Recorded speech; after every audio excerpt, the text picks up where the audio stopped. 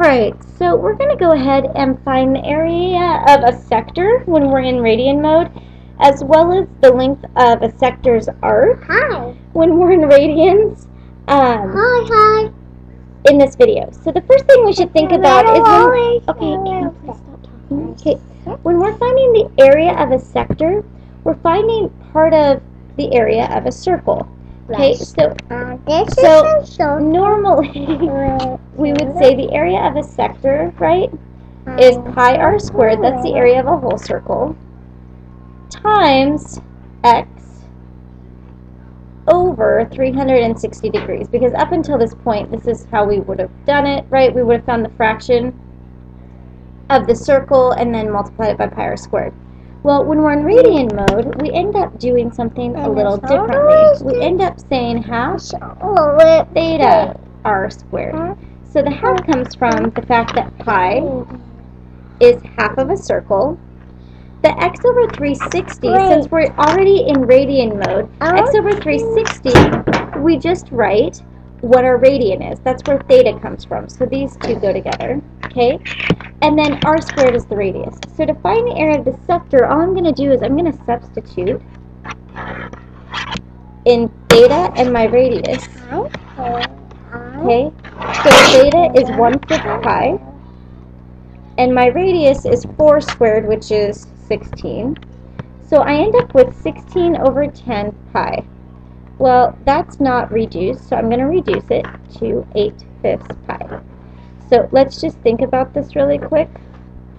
Okay, 1/5 pi is less than 1/4 of the circle. Okay, so not much less, but a little less, 0.5 less. Okay, or 0.5 pi less. So, sorry, 0.05 pi less. So basically, the area of our entire circle is pi r squared, so it's 16 pi. 1/4 of our circle would be 4 pi. So 8/5 pi is actually less than 4 pi, right? So this kind of makes sense as an answer because we're looking for something that's less than 1/4 of our circle. Okay, alright, now let's move forward to the arc length of a sector. So if you remember, the circumference formula is 2 pi r. What you didn't know is when you were using circumference formula, you were actually in radians the whole time because 2 pi is the distance around the entire circle. Okay, so basically when we're using radians to find the length of a sector, we don't have 2 pi of a circle, we have some other radian, and in this case our radian is 4/5 pi.